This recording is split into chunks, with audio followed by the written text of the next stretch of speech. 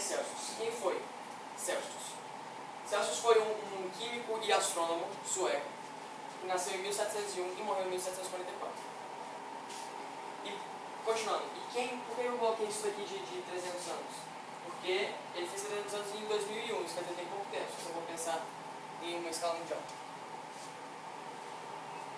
Anders Celsius, grande parte da sua vida, foi professor na Universidade de Uppsala, onde também foi aluno, que é engraçado. Então, logo depois dele se formar, como ele era um ótimo aluno, assim, uma pessoa sem exemplo, ele foi chamado para ser professor. E, claro, perdeu muito mais pro lado da astronomia do que pro lado da química, antes de virar química. Esse é um dos poucos quadros que nós ainda temos dele, hoje em dia, que eu acho que é o único, na realidade, e está em ótima conservação. Que é usado praticamente para tudo, porque não tem mais nenhuma foto dele. Foi o primeiro... quais foram os trabalhos dele significantes na astronomia? Que ele publicou em latim. Ele foi o primeiro a estabelecer uma escala para classificar a magnitude das distâncias entre as estrelas, ou magnitude do tamanho, tudo. Ele fez uma coisa mais objetiva, mais precisa que o olho humano. E chamava Photometric System. Todas as constelações e o zodíaco todo, ele mapeou. Foi o primeiro a fazer isso, foi um dos pioneiros a fazer isso.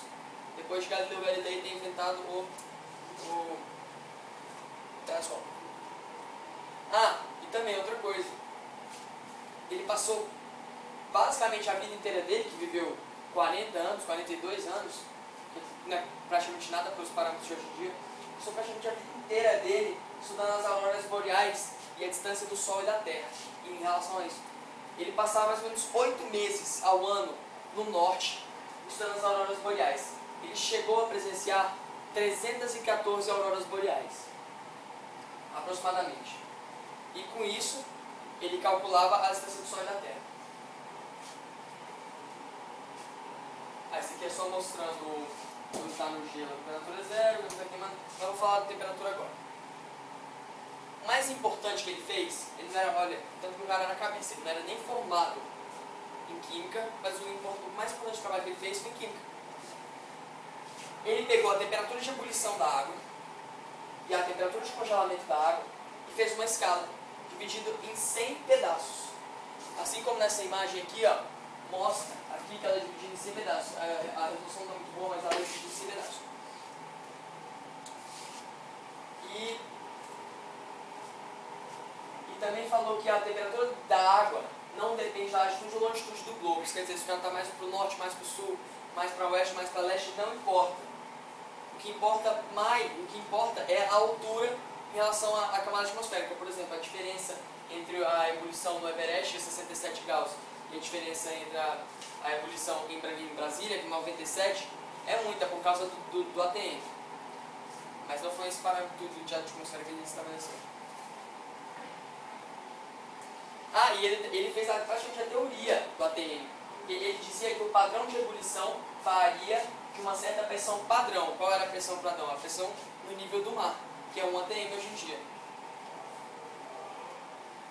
Esse aqui foi um avião que a Norwegian Airlines fez em sua homenagem, foi muito bonito. Esse aqui era para ser um termômetro. Na sua escala inicial, quando ele criou, isso em 1735, mais ou menos. 1723, ele estava criando. 100 graus a água congelava e 0 graus ela fervia. E era uma interpretação meio que mais complicada do que as de hoje em dia. Então, por isso, logo depois que ele propôs para a Confederação Sueca de leis químicas e tudo, um cara, logo depois que ele morreu, foi lá e reverteu, botou com 0 graus Celsius o congelamento e 100 graus a ebulição. Depois de sua morte, o cara Linnaeus, que foi o nome do cara, inverteu a escala. Aqui a escala de 100 divisões, ó, que é a diferença Celsius, e a escala do Fahrenheit, 180 divisões. Foi aniversário dele de novo.